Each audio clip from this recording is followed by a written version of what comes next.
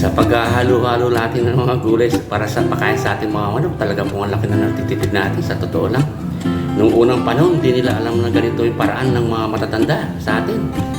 Bali, nung unang panahon, lalo-lalo na po nung mga lolo ko sa baryo, yung mga manok niya, natatanda ko, nakakawala lang talaga sila.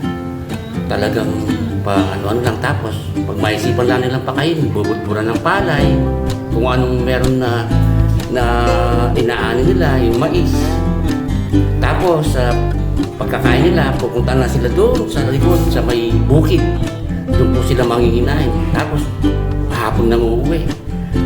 Tapos yung purong native talaga noon, wala akong mga ganito mga heritage chickens o kung ano-ano mga imported na lahi. Talaga pong, kasi po bata pa ako, mahilig na ako sa manok. May ako naman sa lola ko noon. Talagang kami ang uhuli sa gabi. Kasi umahapon sila sa bayabas. Talagang pag kinuha mo sa gabi, tahimik na talagang yung makukuha mo na siya sa gabi kasi mahina ang mga mata nila sa gabi.